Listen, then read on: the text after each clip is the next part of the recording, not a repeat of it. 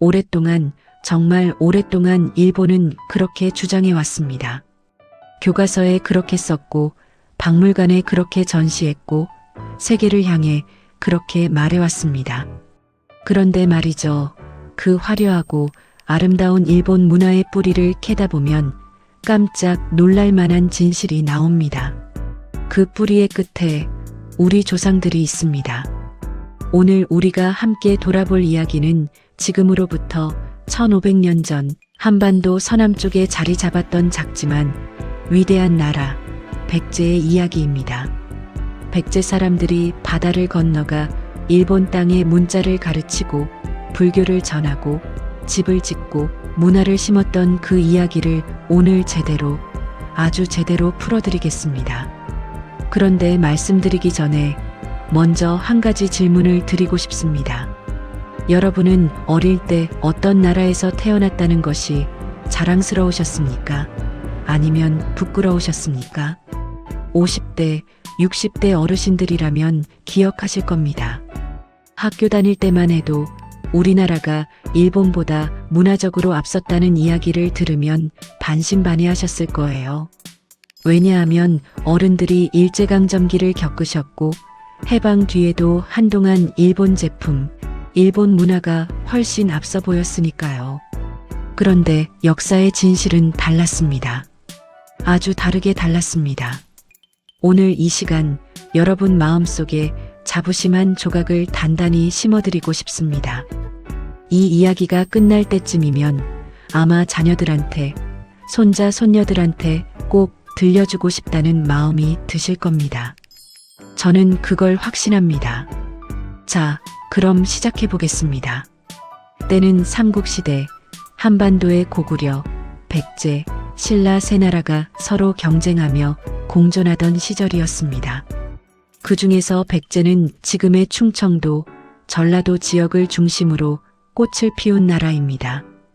지금도 부여, 공주에 가시면 그 흔적들을 보실 수 있죠. 백제는 중국과 교류가 활발했던 나라였습니다. 그 덕분에 당시로서는 대단히 높은 수준의 문화를 가지고 있었습니다. 불교를 일찍 받아들였고 한자를 쓸 줄 아는 학자들이 많았으며 건축 기술도 뛰어났습니다. 금속 공예도 수준급이었고 천문학과 역법도 발달해 있었습니다. 그런 백제가 바다 건너 일본, 당시 이름으로는 외라고 불리던 나라와 가까이 지내게 됩니다. 지리적으로도 가까웠고 정치적으로도 협력 관계를 유지했습니다. 백제는 때로는 고구려나 신라를 견제하기 위해 일본과 손을 잡았고 그 과정에서 자연스럽게 사람과 문화가 바다를 넘나들게 되었습니다. 그런데 여기서 중요한 점이 있습니다. 단순한 교류가 아니었습니다. 백제가 일본에 준 것들은 일본이 그것 없이는 문화국가로 도약할 수 없었던 그야말로 문명의 씨앗들이었습니다. 첫 번째 씨앗, 바로 글자입니다. 문자가 없는 민족은 역사를 기록할 수 없습니다. 법률을 만들 수 없습니다. 서로의 생각을 정확하게 전달하기 어렵습니다. 지금 우리가 책을 읽고 계약서를 쓰고 역사를 배울 수 있는 것도 모두 문자 덕분이지 않습니까? 삼국시대 일본에는 자체적인 문자 체계가 없었습니다. 생각해 보십시오.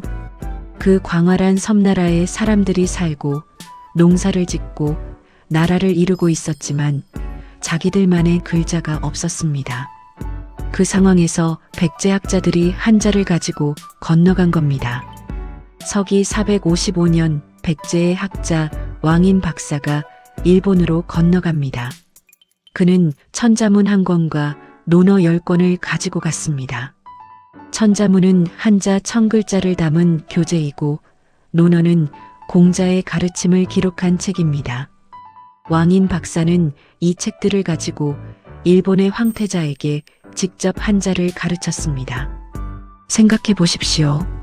황태자에게 글을 가르쳤다는 것이 무슨 의미인지. 그것은 단순히 글자 몇 개 알려준 게 아닙니다. 그것은 일본이라는 나라가 문자 문명으로 진입하는 출발점이 된 사건입니다. 일본의 역사, 법률, 행정, 문학, 이 모든 것이 한자를 기반으로 시작된 것이고 그 한자를 처음 가르쳐 준 사람이 바로 우리 백제학자였다는 말씀입니다. 일본 오사카 히라카타시에는 지금도 왕인 박사를 기리는 무덤과 공원이 있습니다. 왕인 공원이라고 합니다. 일본 사람들 스스로가 그 역사를 기록해 놓은 겁니다. 지우고 싶었겠지만 지울 수 없었던 역사인 거죠. 그런데 이것은 시작에 불과했습니다. 왕인 박사 이후로도 수많은 백제학자들이 일본으로 건너갑니다. 오경 박사라는 직책이 있었는데 오경이란 유교의 5가지 중요한 경전을 말합니다. 백제 왕실은 이 오경 박사들을 정기적으로 일본에 파견했습니다. 마치 지금 어느 나라에 교육 전문가를 보내듯이 백제는 국가 차원에서 일본에 학자들을 보낸 겁니다. 오경 박사만이 아니었습니다. 역박사, 의박사, 채학사, 악인, 화공까지 보냈습니다.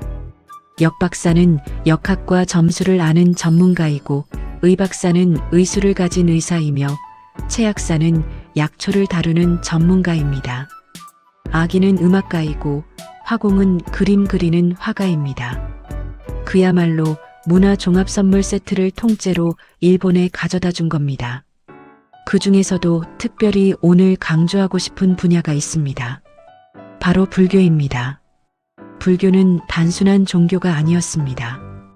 그 시대의 불교는 철학이자 과학이자 예술이었습니다. 불교가 들어간다는 것은 그 나라 전체의 세계관이 바뀌는 것을 의미했습니다. 서기 552년 백제의 성왕이 일본 흠명 천황에게 불상과 경전을 보냅니다. 일본 역사서 일본 서기에도 기록되어 있는 이 사건은 일본의 불교가 공식적으로 전해진 바로 그 순간입니다. 552년 지금으로부터 1474년 전 일입니다. 그 불상이 어떤 불상이었는지는 정확히 알 수 없지만 그 불상과 함께 건너간 것은 단순한 조각품이 아니었습니다.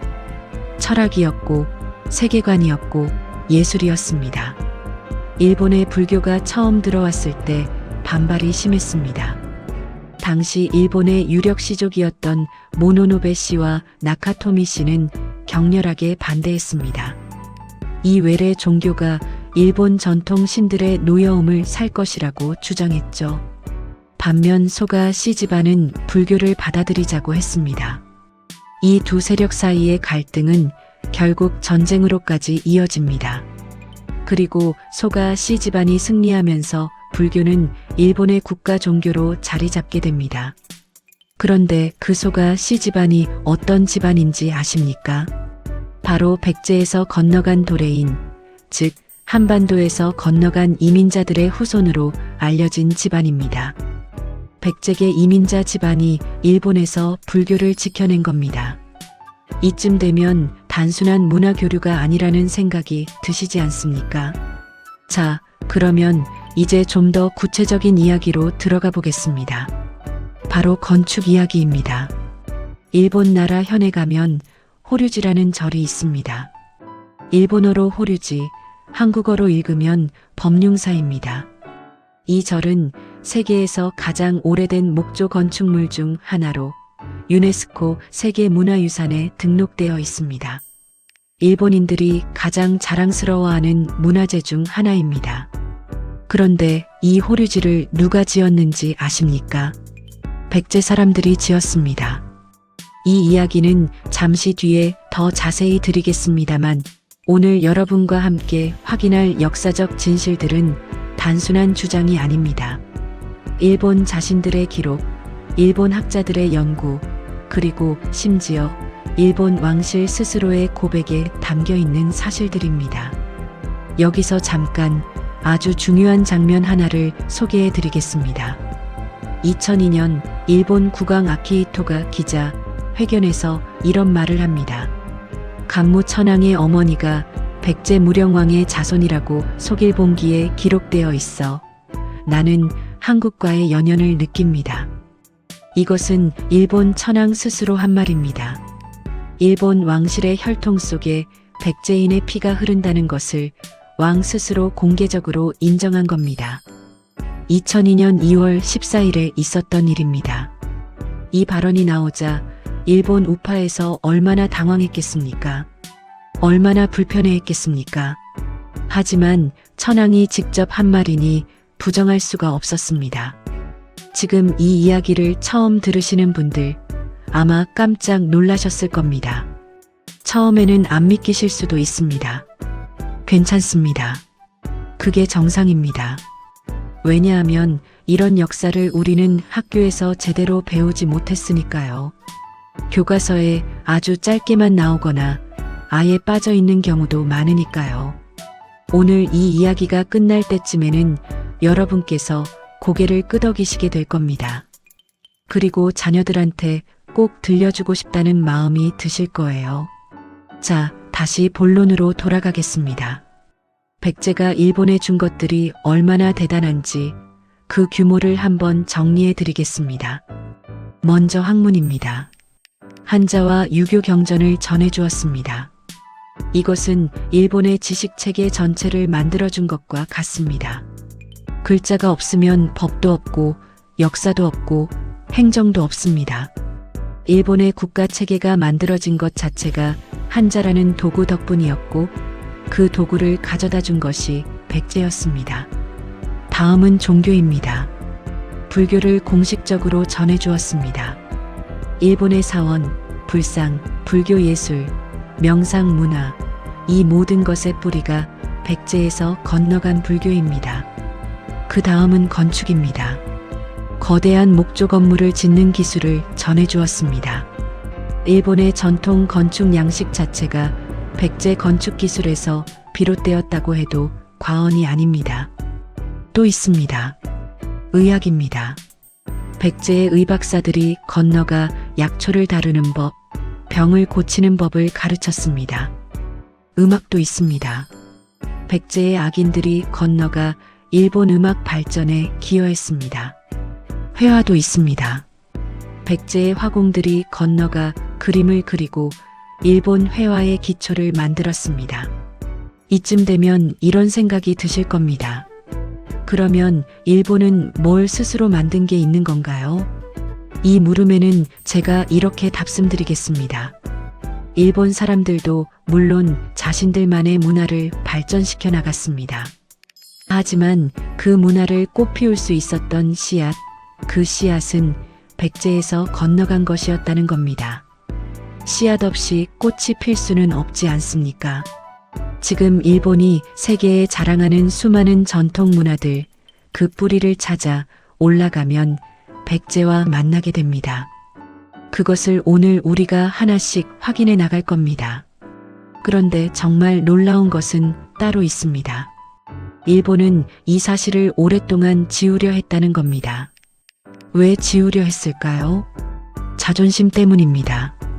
자신들이 그토록 자랑스러워하는 문화가 사실은 다른 나라에서 배워온 것이라는 사실이 불편했던 겁니다. 특히 20세기에 한반도를 강제로 점령하고 한국인을 멸시했던 역사가 있는 일본 입장에서는 사실 자신들이 한국에서 문화를 배웠다는 역사가 더욱 불편했을 겁니다. 그래서 일본의 일부 역사 교과서에서는 이 사실들을 아주 축소하거나 아예 빼버리는 경우가 생겼습니다. 하지만 역사는 지워지지 않습니다. 유물이 남아있고 기록이 남아있고 건물이 남아있고 심지어 천황 스스로 고백한 말이 남아있습니다. 자, 이제 본격적으로 그 증거들을 하나씩 살펴볼 텐데요. 그 전에 잠깐 당시 시대적 배경을 한 번 더 정리하고 넘어가겠습니다. 백제가 가장 활발하게 일본과 교류하던 시기는 대략 400년대 중반부터 700년대 초반까지 약 250년간입니다. 이 기간 동안 수많은 백제 사람들이 일본으로 건너갔습니다. 일부는 잠시 갔다가 돌아왔고 일부는 아예 일본에 정착했습니다. 일본에 정착한 백제 사람들을 도레인이라고 부릅니다. 건너온 사람들이라는 뜻입니다. 이 도레인들은 일본 사회 곳곳에서 중요한 역할을 했습니다. 학자로, 기술자로, 관료로, 예술가로 활동했습니다. 일본의 상류층과 혼인도 하고 일본 사회에 깊이 뿌리를 내렸습니다. 그리고 이 도레인들의 후손 중 일부가 훗날 일본 역사의 중요한 인물들이 됩니다. 앞서 말씀드린 소가 씨집안도 그렇고 심지어 일본 천황가의 혈통에도 백제 도레인의 피가 섞이게 됩니다. 이 사실이 바로 2002년에 아키히토 천황이 공개적으로 언급한 그 내용입니다. 자, 이제 슬슬 핵심으로 들어가 보겠습니다. 일본이 교과서에서 지우려 하는 역사, 그 첫 번째 장면을 지금부터 보여드리겠습니다. 일본 역사에는 아스카 문화라는 것이 있습니다. 600년대 초반 지금의 나라 현 아스카 지역을 중심으로 꽃을 피운 고대 일본의 문화입니다. 일본 교과서에는 이 아스카 문화가 일본 고유 문화의 출발점으로 소개됩니다. 그런데 이 아스카 문화를 만든 핵심 인물들을 살펴보면 어떻게 될까요? 가장 먼저 등장하는 이름이 쇼토쿠 태자입니다. 쇼토쿠 태자는 일본에서 거의 성인처럼 추앙받는 인물입니다. 그는 불교를 나라의 중심에 세우고 헌법을 만들고 외교를 정비한 인물로 알려져 있습니다. 일본 지폐에도 그의 얼굴이 실린 적이 있을 정도입니다. 그런데 쇼토쿠 태자의 스승이 누구였는지 아십니까? 고구려 승려 해자와 백제 승려 해총입니다. 쇼토쿠 태자는 이 두 분에게서 불교와 학문을 배웠습니다. 일본 역사에서 가장 위대한 인물 중 하나로 꼽히는 쇼토쿠 태자를 가르친 스승이 바로 우리 고구려, 백제 사람이었다는 겁니다. 여기서 잠깐 어르신들 중에 선생님 없이 혼자 공부해서 대단한 사람이 된 경우도 물론 있지만 대부분 훌륭한 스승을 만나야 훌륭한 사람이 된다는 것을 다들 알고 계시지 않습니까? 쇼토쿠 태자도 마찬가지였습니다. 그를 위대하게 만든 스승이 우리 사람들이었습니다. 쇼토쿠 태자가 만든 것 중에 일본 최초의 헌법이라고 불리는 17조 헌법이 있습니다. 504년에 만들어진 이 헌법의 내용을 보면 처음부터 끝까지 불교와 유교의 가르침으로 가득합니다. 이 불교와 유교를 쇼토쿠 태자에게 가르쳐 준 것이 우리 선조들이니 사실상 일본 최초의 헌법도 우리 문화의 영향 아래에서 만들어진 것이라고 볼 수 있습니다. 이야기가 점점 흥미로워지시죠? 자, 그러면 이제 건축 이야기로 넘어가겠습니다. 앞서 잠깐 말씀드린 호류지, 법룡사 이야기를 본격적으로 해드릴 차례입니다. 호류지는 쇼토쿠 태자가 세운 절입니다. 서기 607년에 완공된 것으로 알려진 이 절은 현재 남아있는 세계 최고의 목조 건물입니다. 목조 건물이 1400년 넘게 살아남았다는 것 자체가 기적입니다. 유네스코는 1973년에 이 절을 세계 최초로 세계문화유산으로 등록했습니다. 일본 사람들이 이 건물을 얼마나 자랑스러워하는지 아마 상상이 가실 겁니다. 그런데 이 건물을 지은 기술자들이 누구냐는 겁니다. 일본 역사서와 사찰 기록에 따르면 호류지를 지은 건축가 그룹 중에 백제 장인들이 핵심이었습니다. 백제에서 건너온 기술자들이 이 절의 설계와 시공에 참여했다는 기록이 있습니다. 구체적으로는 류공사라는 표현이 나오는데 백제에서 건너온 기술자들을 중심으로 절이 지어졌다는 내용입니다. 심지어 일본 학자들의 연구에서도 호류지의 건축 양식이 백제 건축과 놀라울 정도로 닮아 있다는 사실이 밝혀져 있습니다. 어느 정도로 닮아 있냐 하면 기둥의 형태, 지붕의 곡선, 건물 배치 방식, 이 모든 것이 백제 건축 양식과 거의 일치한다는 겁니다. 백제의 건축 양식을 보여주는 유물이 지금 우리나라에도 있습니다. 부여에 있는 정림사지 5층 석탑, 익산에 있는 미륵사지 석탑이 그것입니다. 이 탑들의 형식과 비율을 호류지의 탑과 비교해보면 그 유사성이 놀라울 정도입니다. 일본 사람들이 세계에 자랑하는 가장 오래된 목조 건물, 그 건물의 설계자와 시공자가 우리 백제 장인들이었다는 사실, 이것이 오늘 우리가 확인할 중요한 진실 중 하나입니다. 그런데 여기서 한 가지 더 놀라운 이야기가 있습니다. 호류지가 처음 지어진 것은 607년이었습니다. 그런데 610에 화재가 나서 건물이 크게 소실됩니다. 그리고 다시 재건이 시작됩니다. 바로 이 재건 시기에 더 중요한 사건이 벌어집니다. 667년 백제가 나당연합군에게 멸망합니다.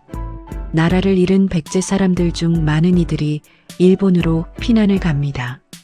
역사학자들은 이때 3만 명에서 4만 명 정도의 백제 유민이 일본으로 건너간 것으로 추정합니다. 이 백제 유민들 중에는 당연히 수준 높은 기술자들도 많이 포함되어 있었습니다. 건축가, 도예가, 금속공예가, 직조기술자들이 일본에 정착했습니다. 그리고 이들이 호류지 재건에 참여했습니다. 나라를 잃은 슬픔을 가슴에 안고 타양에서 절을 지은 그 백제 장인들, 그들이 지은 건물이 1400년이 지난 오늘날까지 세계의 경탄을 받고 있다는 것, 이것이 역사의 아이러니이자 감동입니다. 지금 전반부 이야기를 여기까지 드렸습니다. 어떠십니까?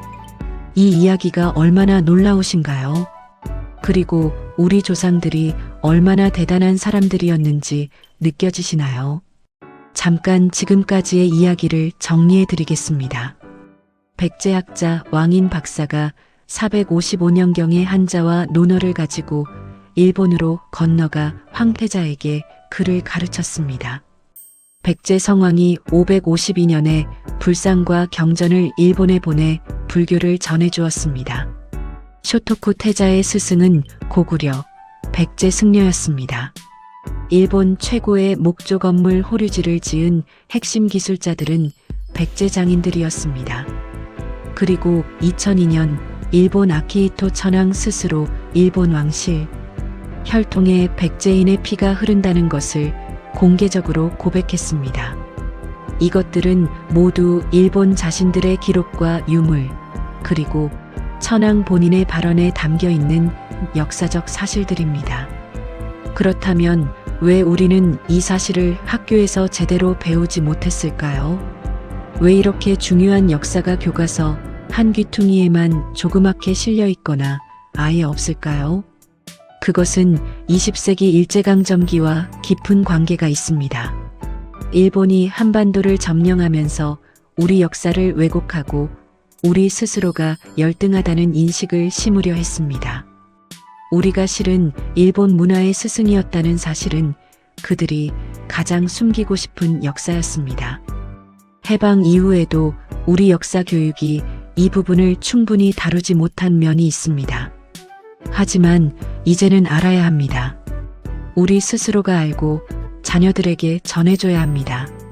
여러분, 오늘 이 이야기의 전반부를 마치면서 한 가지만 여쭤보겠습니다. 여러분 어릴 때 부모님이나 어른들로부터 우리나라 역사에 대한 자부심 이야기를 들으신 적이 있으십니까? 그 기억이 있으신 분들 댓글에 한번 남겨주시겠습니까? 어떤 이야기를 들으셨는지, 그 기억이 어떤 감정을 주었는지 여러분의 이야기가 듣고 싶습니다. 이어지는 중반부에서는 더 구체적인 증거들을 보여드리겠습니다. 일본 전통 문화 곳곳에 남아있는 우리의 흔적들, 그리고 일본이 이 역사를 지우려 했던 구체적인 사례들을 함께 확인해 보겠습니다. 전반부에서 우리는 백제가 일본의 글자를 가르치고 불교를 전하고 건물을 지어주었다는 이야기를 했습니다. 그리고 일본 천황 스스로 자신의 혈통에 백제인의 피가 흐른다고 고백했다는 놀라운 사실도 확인했습니다. 그런데 어떤 분들은 이렇게 생각하실 수도 있습니다. 그래, 옛날에 그랬을 수도 있겠지. 근데 그게 지금이랑 무슨 상관이야. 이미 1500년 전 이야기 아닌가. 맞습니다. 1500년 전 이야기입니다. 하지만 오늘 중반부에서는 그 1500년 전의 씨앗이 지금 현재 일본 문화 곳곳에 얼마나 생생하게 살아 숨쉬고 있는지를 보여드리겠습니다. 그리고 왜 일본이 이 역사를 그토록 지우고 싶어 하는지 그 이유도 함께 살펴보겠습니다. 시작하겠습니다. 먼저 일본의 전통 예능 중에 가가쿠라는 것이 있습니다. 가가쿠는 일본 궁중 음악입니다. 일본 왕실 행사에서 연주되는 고상하고 품위 있는 음악으로 유네스코 인류 무형문화유산으로도 등록되어 있습니다. 일본 사람들이 자국의 전통 음악을 이야기할 때 가장 먼저 꺼내드는 자랑 중 하나입니다. 그런데 이 가가쿠의 기원을 추적해보면 어떻게 될까요? 가가쿠는 크게 세 가지 흐름으로 나뉩니다. 그중 고마가쿠라는 흐름이 있는데 이것은 고려, 즉 고구려 음악에서 비롯된 것입니다. 그리고 도가쿠라는 흐름은 당나라 음악에서 비롯된 것이고 또 하나는 린유가쿠라고 해서 인도, 동남아시아 계통입니다. 그런데 이 세 가지 흐름 중에서 일본 궁중에서 가장 오래되고 중요한 자리를 차지해 온 것이 바로 고마가쿠, 즉 고려 음악 계통입니다. 고구려 음악이 일본 왕실 음악의 뿌리 중 하나라는 말씀입니다. 그리고 이 음악을 일본에 전해준 사람들 중에 백제에서 건너간 악인들이 포함되어 있었습니다. 앞서 말씀드린 대로 백제가 일본에 파견한 전문가 집단 중에 악인, 즉 음악가들이 있었습니다. 일본이 세계에 자랑하는 궁중 음악의 뿌리가 우리 한반도에 있다는 겁니다. 그런데 음악 이야기는 이것으로 끝이 아닙니다. 일본의 전통 악기 중에 비파라는 것이 있습니다. 현악기인데요. 일본 전통 음악에서 중요한 악기입니다. 그런데 이 비파도 한반도에서 건너간 것으로 알려져 있습니다. 또 일본의 전통 악기 중에 고토라는 것이 있는데 이것도 중국에서 한반도를 거쳐 일본으로 전해진 악기입니다. 요즘 젊은 세대들이 일본 애니메이션이나 영화에서 듣는 전통 음악 소리, 그 소리의 기원을 따라가면 한반도와 만납니다. 이제 미술 이야기를 해보겠습니다. 일본의 전통 회화 중에 야마토에라는 양식이 있습니다. 헤이안 시대부터 발달한 일본 고유의 그림 양식으로 부드러운 선과 밝은 색채, 계절감을 강조하는 특징이 있습니다. 일본 미술사에서 매우 중요한 위치를 차지하는 양식입니다. 그런데 이 야마토에 이전 일본 회화의 초기 발전 단계에서 결정적인 역할을 한 것이 바로 한반도에서 건너온 화공들이었습니다. 특히 백제의 화공들이 일본에 건너가 그림을 그리고 기술을 전수한 것이 일본 회화 발전의 출발점이 되었습니다. 일본 역사서에는 백제의 화공 가와치노아야 씨라는 인물이 등장합니다. 그는 백제에서 건너가 일본의 회화 기술을 전했다고 기록되어 있습니다. 그리고 그의 후손들이 일본에 정착해 화가 집안을 이루었습니다. 호류지 금당 벽화라는 것이 있습니다. 안타깝게도 1900년 화재로 많이 소실되었습니다만 원래 이 벽화는 동양 3대 벽화 중 하나로 꼽힐 정도로 뛰어난 걸작이었습니다. 이 벽화를 그린 화가에 대해 일본 학자들 사이에서도 백제계 화공이었을 가능성이 높다는 연구가 있습니다. 세계적인 걸작, 그것도 일본이 자랑하는 세계 문화유산 안에 있는 벽화의 화가가 우리 백제 사람이었을 가능성이 있다는 겁니다. 자, 이제 조금 더 흥미로운 이야기로 넘어가겠습니다. 일본의 전통 도자기 이야기입니다. 일본 도자기는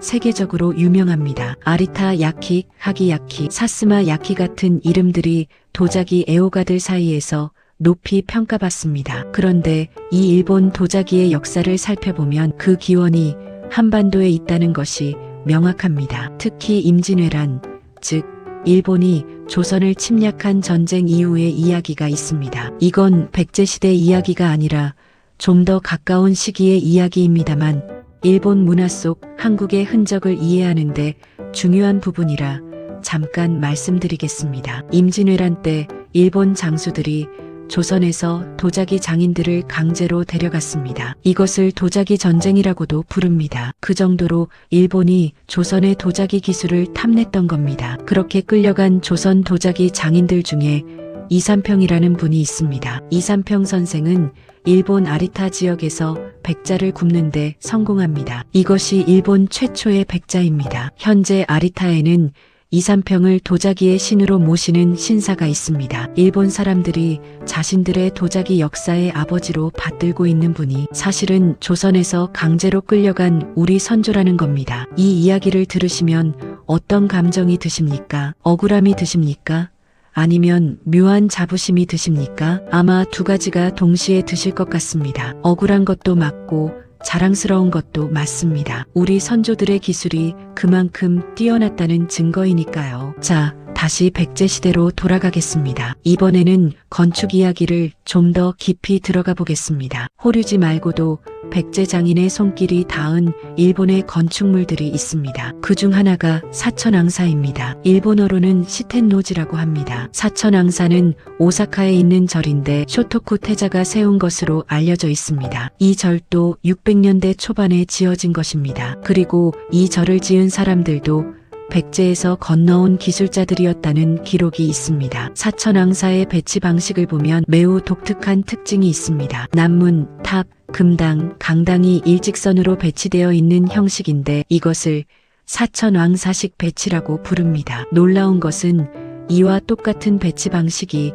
우리나라 익산의 미륵사에서도 발견된다는 겁니다. 우연의 일치일까요? 아닙니다. 백제 건축가들이 자신들이 알고 있는 방식 그대로 일본에서도 절을 지은 겁니다. 자신들의 고향 백제에서 하던 방식 그대로 고향을 그리워하며 혹은 나라를 잃은 슬픔을 안고 타국 땅에서 절을 지으면서도 고향의 방식을 그대로 유지했던 백제 장인들, 그 마음이 1400년의 시간을 뛰어넘어 느껴지지 않으십니까? 이 이야기를 하면서 저는 개인적으로 가슴이 뭉클해집니다. 이제 일본이 이 역사를 왜 지우려 하는지 그 구체적인 사례들을 살펴보겠습니다. 일본의 역사 교과서 문제는 우리나라에서도 여러 번 뉴스가 된 적이 있습니다. 일본 일부 교과서에서 침략을 진출로 표현하고 강제징용을 징용으로만 표현하고 위안부 문제를 축소하거나 삭제한다는 내용들이죠. 그런데 그것뿐 아니라 백제와 일본의 문화적 관계에 대한 부분도 시간이 갈수록 축소되는 경향이 있습니다. 구체적으로 어떻게 축소되는지 말씀드리겠습니다. 과거 일본 교과서에는 도레인이 일본의 여러 기술과 문화를 전해주었다는 내용이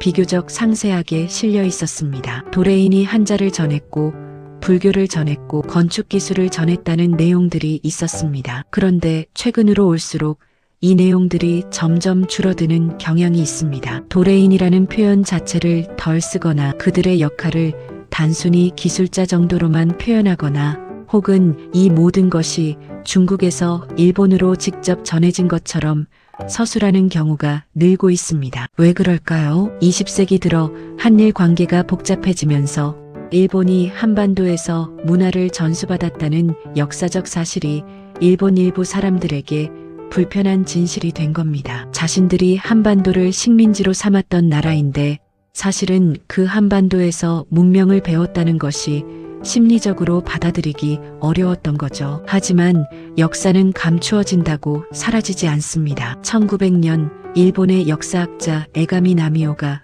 기마민족 정보광조설이라는 이론을 발표해서 일본 학계에 큰 파장을 일으킨 적이 있습니다. 한반도에서 건너간 기마민족이 일본을 정복하고 왕조를 세웠다는 이론이었는데 이 이론이 옳고 그름을 떠나 일본 왕실의 기원에 대한 논쟁을 불러일으켰습니다. 그리고 앞서 말씀드린 2002년 아키히토 천황의 발언은 이런 역사적 논쟁 속에서 나온 것이었습니다. 천황 스스로가 자신의 혈통에 백제인의 피가 있다고 인정한 것은 단순한 발언이 아니었습니다. 그것은 오랜 역사적 논쟁에 천황 본인이 직접 답한 것이었습니다. 이 발언을 좀 더 자세히 들여다보겠습니다. 아키히토 천황은 자신의 68번째 생일을 앞두고 열린 기자 회견에서 이렇게 말했습니다. 속일본기에 따르면 간무 천황의 생모는 백제 무령왕의 자손이라고 기록되어 있습니다. 이런 한국과의 연연을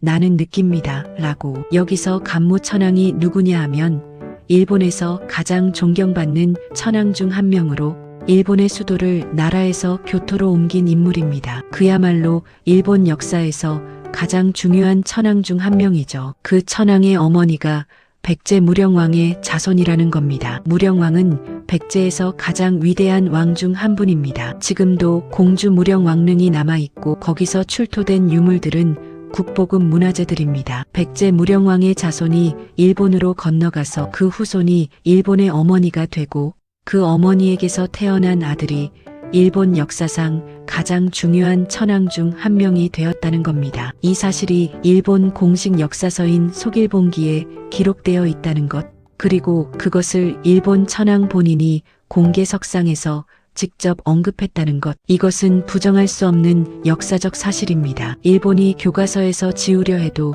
지울 수 없는 이유가 여기 있습니다. 자신들의 역사서에 기록되어 있고 자신들의 왕이 직접 말했으니까요. 그렇다면 일본 사회는 이 사실에 대해 어떻게 반응했을까요? 흥미롭게도 반응이 엇갈렸습니다. 일부 일본 시민들은 천황의 발언에 감동을 받고 한일 관계의 새로운 출발점이 되기를 바랐습니다. 반면 일본 우파 세력들은 매우 불쾌하게 받아들였습니다. 일본 극우 단체들 중 일부는 이 발언 자체를 부정하거나 그 의미를 축소하려 했습니다. 하지만 사실은 사실입니다. 자, 이제 좀 다른 각도에서 이 역사를 바라보겠습니다. 일본 전통 문화 중에 우리에게도 친숙한 것들이 있습니다. 스모, 노연극, 가부키, 이케바나 꽃꽂이, 다도 같은 것들입니다. 이런 것들이 순수하게 일본 고유의 문화라고 알고 계신 분들이 많으실 겁니다. 그런데 이것들의 뿌리를 하나씩 파보면 어떻게 될까요? 스모부터 시작하겠습니다. 스모는 일본을 대표하는 전통 격투기입니다. 일본에서는 신도, 즉 일본 전통 신앙과 결합된 신성한 의식이기도 합니다. 스모 선수들이 경기 전에 소금을 뿌리는 의식, 심판이 특별한 복장을 하는 것, 모두 신도와 연결된 전통입니다. 그런데 스모와 비슷한 씨름이 한반도에도 오래전부터 있었습니다. 고구려 고분 벽화에 두 사람이 맞잡고 씨름하는 그림이 그려져 있습니다. 이 벽화는 4, 5년에서 5, 6년경에 그려진 것으로 추정됩니다. 스모가 일본에서 처음 기록에 등장하는 것은 그보다 훨씬 이후입니다. 직접적인 연관관계에 대해서는 학자들 사이에 논쟁이 있습니다만 적어도 한반도의 씨름 문화가 일본에 영향을 미쳤을 가능성이 충분히 있다는 점은 많은 연구자들이 인정합니다. 그 다음은 다도입니다. 일본 다도는 세계적으로 유명한 문화입니다. 차를 마시는 행위를 예술의 경지로 끌어올린 것인데요. 이것이 일본 고유의 문화처럼 알려져 있습니다. 그런데 차 문화 자체는 중국에서 한반도를 거쳐 일본으로 전해진 것입니다. 한반도의 차 문화는 삼국시대부터 있었고 특히 통일신라와 고려 시대에 크게 발달했습니다. 차를 마시는 문화가 일본으로 건너간 것도 바로 이 한반도를 통해서였습니다. 물론 일본이 다도를 독특한 예술 형태로 발전시킨 것은 일본의 업적입니다. 하지만 그 씨앗이 한반도에서 온 것이라는 사실은 변하지 않습니다. 이케바나 꽃꽂이도 마찬가지입니다. 꽃을 의미 있게 배치하는 예술은 불교 문화와 함께 한반도를 통해 전해진 것입니다. 불교 사원에서 꽃을 공양하는 풍습이 점차 예술로 발전한 것인데 그 불교 자체가 백제를 통해 일본에 들어간 것임은 이미 말씀드렸습니다. 이렇게 하나씩 따라가다 보면 일본의 전통 문화 중 상당 부분이 한반도, 그 중에서도 특히 백제와 연결된 뿌리를 가지고 있다는 것을 알 수 있습니다. 이제 정말 흥미로운 부분으로 넘어가겠습니다. 일본 사람들의 이름 이야기입니다. 일본에는 지금도 후미, 아야, 하타 등의 성씨를 가진 분들이 있습니다. 이 성씨들 중 일부가 한반도에서 건너간 도레인의 후손 집안에서 유래한 것으로 알려져 있습니다. 특히 하타 씨는 신라에서 건너간 도레인의 후손으로 알려진 집안입니다. 그리고 아야 씨는 한반도 계통으로 알려진 집안입니다. 이 집안들이 일본의 직물 기술, 행정 기술, 농업 기술 발전에 크게 기여했다는 기록이 일본 역사서에 남아 있습니다. 일본의 교토, 즉 예수도가 있는 지역에 가면 지금도 한반도에서 건너간 도레인들과 관련된 신사와 사찰들이 여럿 있습니다. 고류지 절은 하타시 집안이 세운 것으로 알려져 있습니다. 이 절에는 일본 국보 제1호로 지정된 목조 미륵보살 방가사유상이 있는데 이 불상의 양식이 우리나라 금동 미륵보살 방가사유상과 매우 유사합니다. 잠깐 여기서 중요한 이야기를 드려야겠습니다. 방가사유상이라고 아십니까? 한 다리를 다른 다리 위에 얹고 앉아서 손을 뺨에 대고 생각에 잠긴 모습의 불상입니다. 우리나라 국립중앙박물관에 있는 금동 미륵보살 방가사유상은 우리나라 국보 중에서도 최고의 걸작으로 꼽히는 유물입니다. 그런데 독일의 철학자 카를 야스퍼스가 한국의 방가사유상을 보고 이렇게 말했다고 합니다. 인간 존재의 가장 완벽한 표현이라고 세계적인 철학자가 우리 문화재를 보고 한 말입니다. 그리고 일본 고류지 절의 목조 미륵보살 방가사유상은 이 한국의 방가사유상과 거의 동일한 양식입니다. 한국의 불상 양식이 일본으로 건너가 일본의 국보 제1호가 된 겁니다. 참 묘한 역사이지 않습니까? 자, 이제 조금 다른 방향에서 이야기를 해보겠습니다. 여러분은 일본 성곽하면 어떤 이미지가 떠오르십니까? 히메지 성 같은 웅장하고 우아한 하얀 성들이 떠오르실 겁니다. 그런데 일본의 성 건축도 백제, 신라의 영향을 받았다는 연구가 있습니다. 물론 일본 성곽 건축은 그 뒤에 독자적으로 크게 발전했습니다. 그것은 인정합니다. 하지만 초기 일본 성곽 건축의 출발점에 한반도의 영향이 있었다는 것도 사실입니다. 외성이라는 말을 들어보셨을 겁니다. 임진왜란 때 일본군이 한반도에 쌓은 성들을 외성이라고 하는데 재미있는 것은 이 외성들의 구조를 연구해보면 오히려 일본군이 한반도의 성 건축 기술을 흡수하고 변형한 흔적도 발견된다는 겁니다. 침략을 하러 왔다가 기술을 배워서 돌아간 셈이 된 것이죠. 참 역사는 단순하지 않습니다. 이쯤에서 큰 그림을 한번 정리해 드리겠습니다. 백제가 일본에 전해준 것들은 크게 세 가지 분야로 나눌 수 있습니다. 정신문화의 분야입니다. 불교를 통해 일본 사람들의 세계관과 삶의 방식 자체를 바꿔놓았습니다. 지금도 일본 사람들이 사원을 찾고 불교의식을 행하는 것, 그 뿌리가 백제에 있습니다. 지식과 학문의 분야입니다. 한자를 전함으로써 일본이 문자 문명을 가질 수 있게 해주었습니다. 유교 경전을 전함으로써 일본의 도덕 체계와 사회 질서의 기초를 만들어 주었습니다. 기술과 예술의 분야입니다. 건축, 회화, 음악, 도자기, 금속 공예 등 수많은 기술과 예술 분야에서 일본보다 앞선 수준을 가지고 있었고 그것을 일본에 전해주었습니다. 이 세 분야 모두에서 백제가 일본의 스승이었다는 겁니다. 이것은 자랑이 아닙니다. 역사적 사실입니다. 자랑과 사실은 다릅니다. 사실은 증거가 있고 기록이 있고 유물이 있습니다. 그리고 앞서 말씀드린 것처럼 일본 천황 본인도 인정한 내용입니다. 그런데 여기서 우리가 놓치지 말아야 할 중요한 점이 있습니다. 백제 사람들이 일본에 이 모든 것을 전해줄 수 있었던 것은 그들이 먼저 배우고 익히고 갈고 닦았기 때문입니다. 중국에서 불교를 받아들이고 한자를 배우고 건축 기술을 익히고 그것을 자신들의 방식으로 소화해서 더 발전시킨 뒤에 일본에 전해준 겁니다. 그냥 중개자가 아니었습니다. 백제 사람들은 받은 것을 자신들의 것으로 만들어 발전시킨 창조자들이었습니다. 그 창조적 역량이 있었기에 일본이 그토록 열심히 배우려 했던 겁니다. 우리 조상들은 배움에 진지했고 가르침에 아낌이 없었습니다. 그리고 그 정신이 오늘날 우리 한국인들에게도 면면이 이어져 오고 있다고 저는 생각합니다. 지금 50대, 60대 여러분 세대가 바로 그 증거 아니겠습니까? 여러분 세대는 아무것도 없던 폐허에서 출발했습니다. 한국 전쟁이 끝나고 온 나라가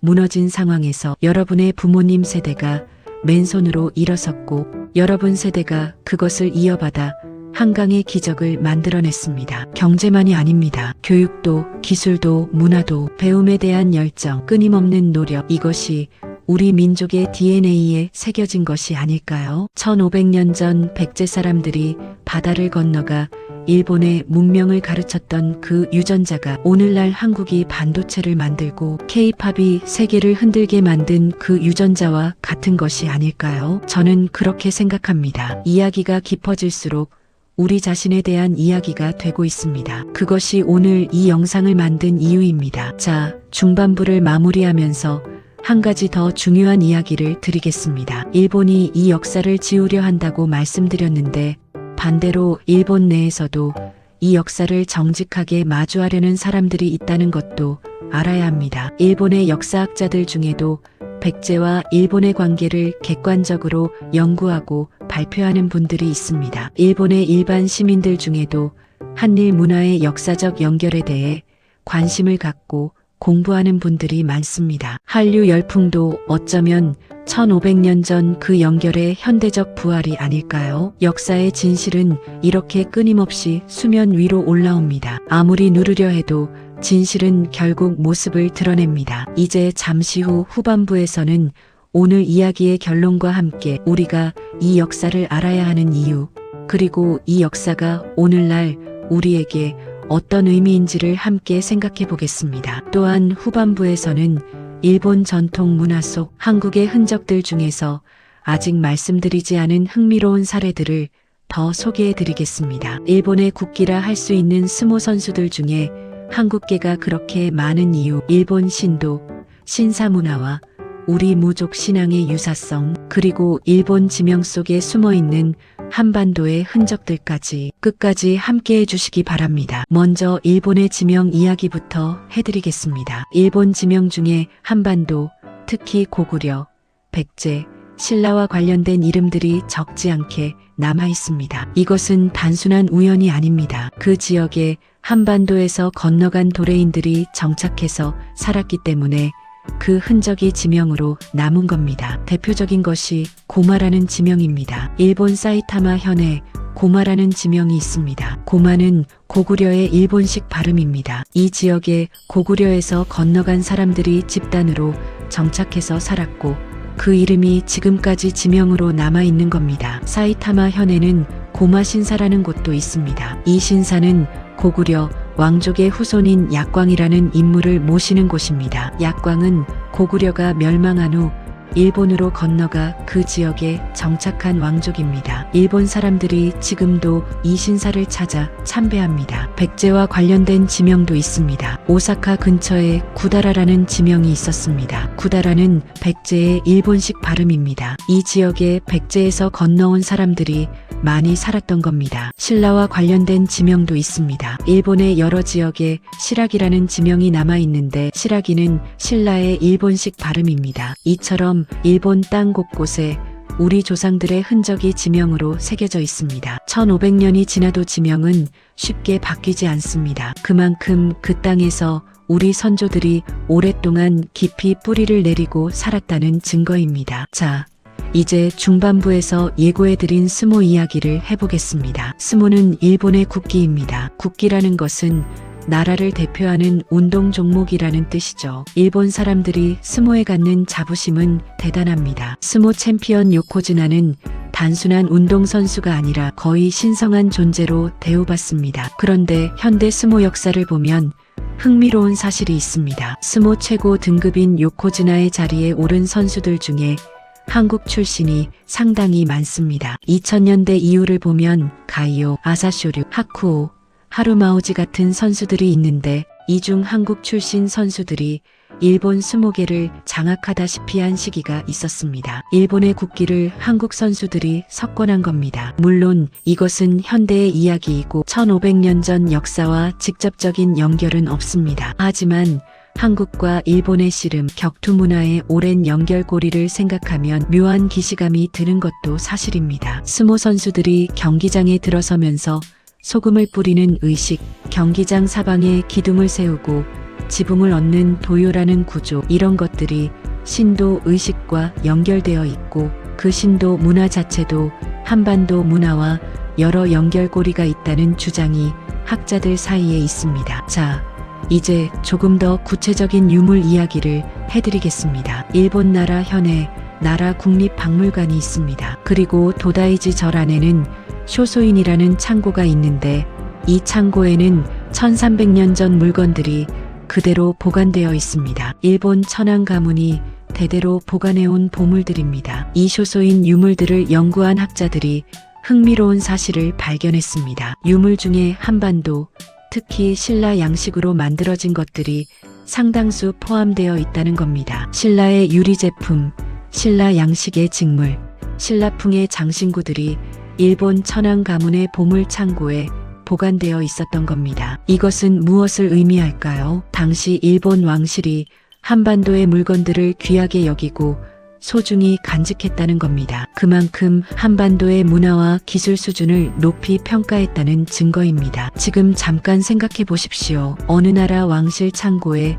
다른 나라 물건들이 귀중품으로 보관되어 있다면 그것은 그 물건들이 매우 뛰어나고 귀했기 때문 아니겠습니까? 일본 왕실 보물 창고 속 신라 유물들, 이것이 바로 그 시절 한반도 문화의 수준을 말해주는 증거입니다. 이제 금속 공예 이야기를 해보겠습니다. 백제의 금속 공예 기술은 당시 동아시아에서도 최고 수준이었습니다. 지금 우리나라에 남아있는 백제 금관, 금동 대학로, 금동 신발 같은 유물들을 보면 그 정교함과 아름다움에 절로 감탄이 나옵니다. 이 기술을 가진 백제 장인들이 일본으로 건너갔고 일본의 금속 공예 기술 발전에 결정적인 기여를 했습니다. 일본에서 유명한 고분 시대 유물들, 그 정교한 금속 제품들의 기술적 뿌리를 분석하면 한반도, 특히 백제의 영향이 강하게 나타납니다. 일본 고고학자들도 이 점을 인정합니다. 특히 백제에서 건너간 기술자 집단 중에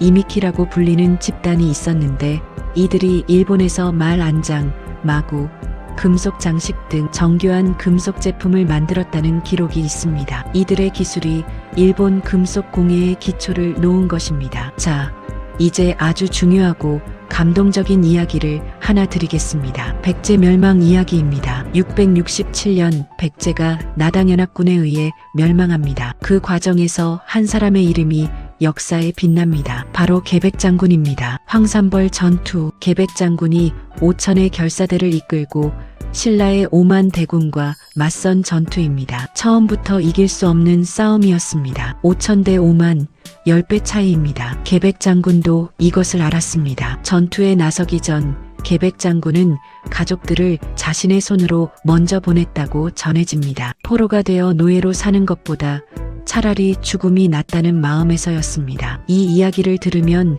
그 마음이 어떠했을지 상상하기도 어렵습니다. 그리고 계백장군은 싸웠습니다. 5천 명이 5만 명과 싸워 4번을 이겼습니다. 하지만 결국 5번째 전투에서 쓰러졌고 백제도 그 뒤 무너졌습니다. 이 패배 후 백제 사람들은 뿔뿔이 흩어졌습니다. 일부는 산속으로 들어갔고 일부는 바다를 건너 일본으로 갔습니다. 나라를 잃은 슬픔을 가슴에 안고 낯선 땅으로 건너간 그 사람들, 그들이 일본에서 절을 짓고 불상을 만들고 그림을 그리고 글을 가르쳤습니다. 나라는 잃었지만 기술과 정신은 잃지 않았습니다. 오히려 그 기술과 정신이 일본 문화의 꽃을 피우는 씨앗이 되었습니다. 역사의 아이러니입니다. 패배한 나라의 유민들이 승리한 나라가 결코 이루지 못한 방식으로 역사에 이름을 새겨놓은 겁니다. 그 백제 사람들이 지은 호류지는 1400년이 지난 오늘까지 서 있습니다. 그들이 전해준 불교는 지금도 일본의 정신문화 깊은 곳에 살아있습니다. 그들이 가르쳐준 글자는 일본 문명의 기초가 되었습니다. 나라는 사라졌지만 그들이 남긴 것은 사라지지 않았습니다. 이 이야기가 가슴에 와닿지 않으십니까? 저는 이 이야기를 할 때마다 마음이 뭉클해집니다. 그리고 동시에 이런 생각이 듭니다. 이분들의 후손이 바로 우리라는 것. 이 끈질긴 생명력, 이 불굴의 정신이 우리 피 속에 흐르고 있다는 것. 우리 민족은 수없이 침략을 받았습니다. 고구려, 백제, 신라 삼국시대부터 고려의 몽골 침입, 조선의 임진왜란과 병자호란, 그리고 20세기의 일제강점기까지 외세의 침략과 고난이 끊이지 않았습니다. 하지만 그때마다 우리는 다시 일어섰습니다. 문화를 지키고 기술을 살리고 정신을 이어갔습니다. 그 힘이 어디서 나온 것인지 오늘 이 이야기를 들으시면서 조금이나마 느끼실 수 있으면 좋겠습니다. 자,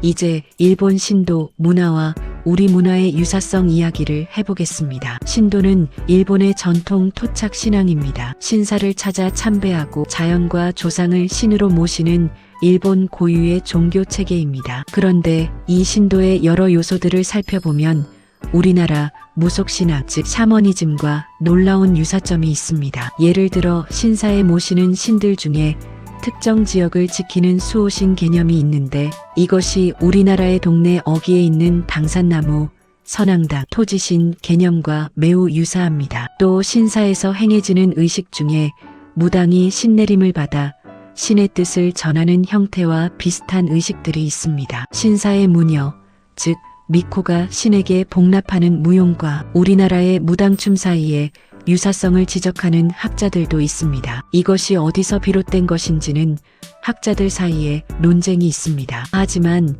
한반도와 일본이 오랫동안 사람과 문화를 주고받으면서 이런 유사성이 생겨났다는 것만큼은 분명합니다. 신도 의식에서 사용하는 금줄 즉 새끼줄에 종이를 꿰어 만든 것이 있는데 우리나라에서도 아기가 태어났을 때나 부정을 막을 때 금줄을 치는 풍습이 있었습니다. 이 유사성도 흥미롭습니다. 자, 이제 현대로 건너와 보겠습니다. 역사는 과거에만 있는 게 아닙니다. 과거가 현재를 만들고 현재가 미래를 만듭니다. 오늘날 한류가 일본을 비롯한 세계를 휩쓸고 있습니다. K-팝, 드라마, 영화, 음식, 패션, 한국 문화가 세계의 주목을 받고 있습니다. 일본에서도 한류 열풍이 몇 번에 걸쳐 일었고 지금도 젊은 일본인들 사이에서 한국 문화에 대한 관심은 매우 높습니다. 이것을 보면서 어떤 분들은 이렇게 말씀하십니다. 갑자기 왜 이렇게 됐지? 우리가 언제부터 이렇게 대단해진 거지? 하지만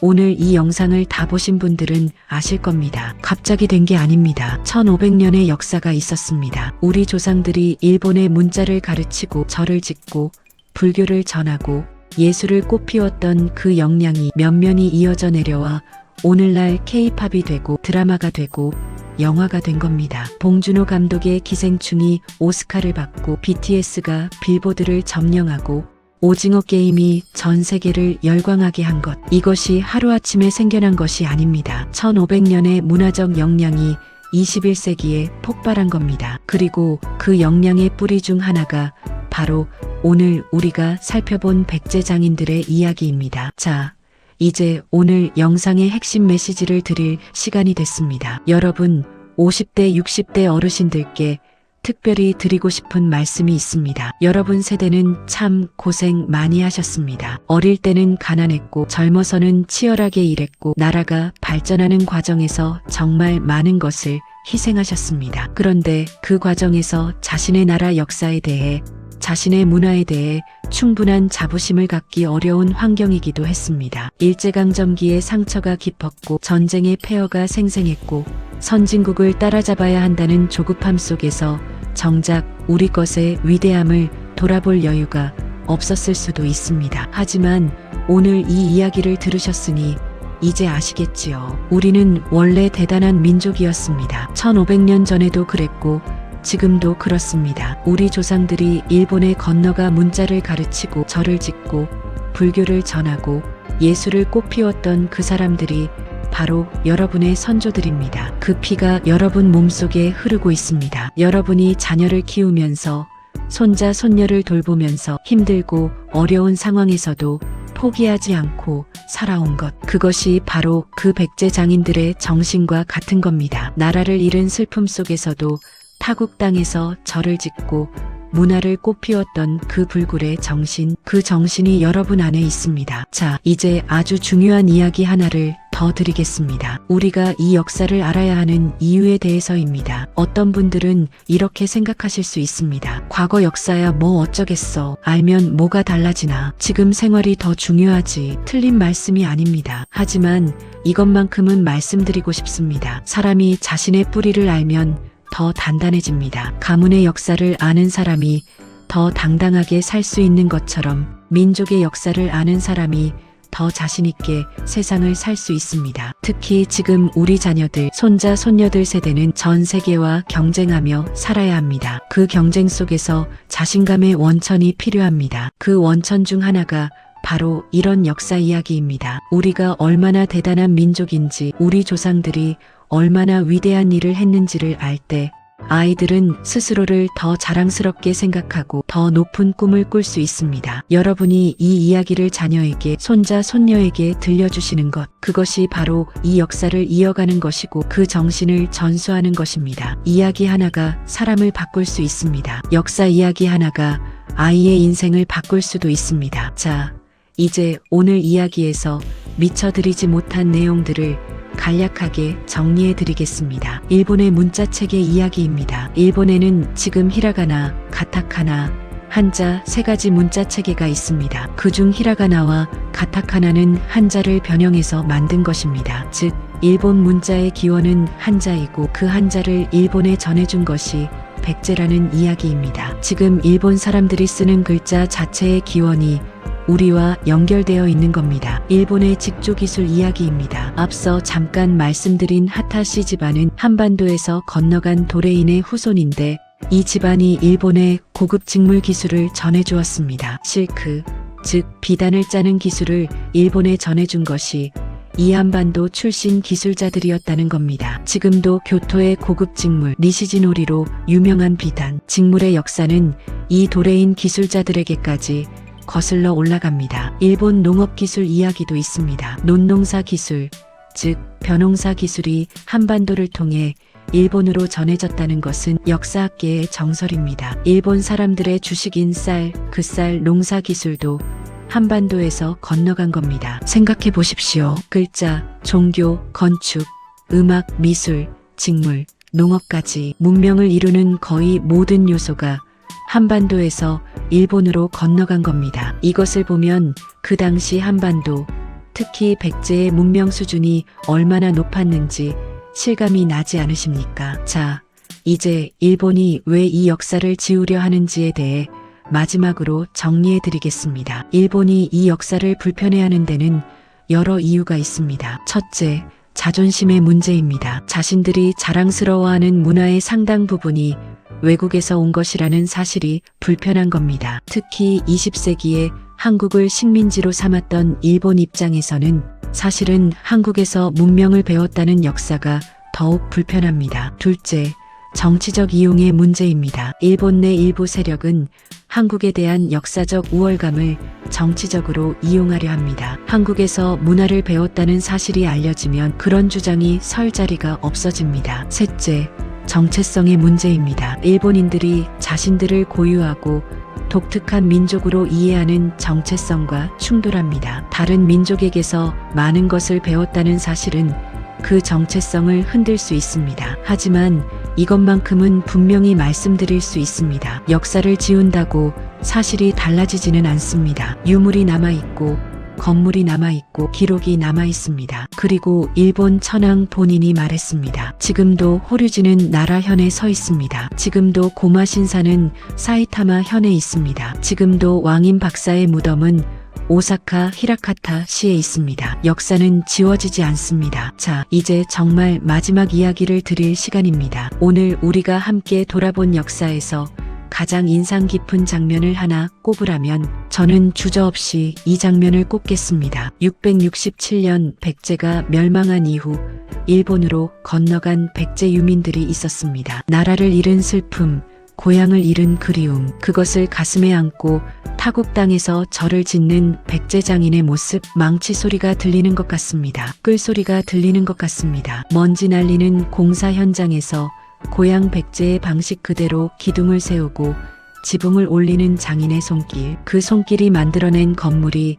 1400년이 지난 오늘까지 세계의 경탄을 받고 있습니다. 이것이 우리의 역사입니다. 이것이 우리 조상들의 이야기입니다. 패배 속에서도 꺾이지 않은 정신, 슬픔 속에서도 아름다움을 만들어낸 손길, 고향을 잃었어도 잃지 않은 기술과 열정, 그것이 오늘날까지 이어져 내려와 우리를 만들었습니다. 여러분, 50대, 60대 어르신들, 여러분은 이 나라가 완전한 폐허에서 오늘의 대한민국으로 성장하는 것을 직접 목격하셨습니다. 아니, 목격만 하신 게 아니라 그 성장을 직접 이끄신 세대입니다. 어떤 기준으로 보아도 그것은 인류 역사상 가장 놀라운 기적 중 하나입니다. 경제적 성장만이 아닙니다. 민주주의를 쟁취하고 문화를 꽃피우고 세계 속에서 당당한 나라로 서게 된 것, 그 모든 것을 여러분 세대가 만들어냈습니다. 그것이 어디서 나온 힘인지 오늘 이 이야기를 들으시면서 조금은 느끼셨으면 합니다. 1500년 전 백제 장인들의 정신, 나라를 잃고도 슬픔을 안고도 타향에서도 최고의 것을 만들어내는 정신, 그 정신이 여러분 안에 있습니다. 그래서 우리는 해냈습니다. 그래서 세계가 인정합니다. 이제는 우리도 그것을 인정해야 할 때입니다. 당당하게, 자랑스럽게. 마지막으로 부탁의 말씀드리겠습니다. 오늘 이 이야기가 감동적이셨다면 자녀에게 한번 들려주십시오. 손자, 손녀에게 들려주십시오. 카카오톡으로 가족들에게 공유해 주십시오. 이 이야기가 퍼져나가면 더 많은 우리 국민들이 자신의 뿌리에 대한 자부심을 갖게 될 겁니다. 그 자부심이 모이면 나라가 더 강해집니다. 그리고 댓글에 여러분의 이야기를 남겨주십시오. 오늘 이 영상을 보고 어떤 생각이 드셨는지, 어릴 때 부모님께 들은 역사 이야기가 있으신지, 혹은 여러분이 직접 겪은 자랑스러운 우리나라 이야기가 있으신지, 여러분의 댓글 하나하나가 살아있는 역사입니다. 여러분의 이야기가 듣고 싶습니다. 오늘 긴 시간 함께 해주셔서 정말 감사합니다. 다음 영상에서도 우리가 미처 몰랐던, 그러나 반드시 알아야 할 역사 이야기로 찾아뵙겠습니다. 우리는 원래 대단한 민족이었습니다. 그리고 앞으로도 그럴 것입니다. 오늘도 좋은 하루 되십시오. 감사합니다.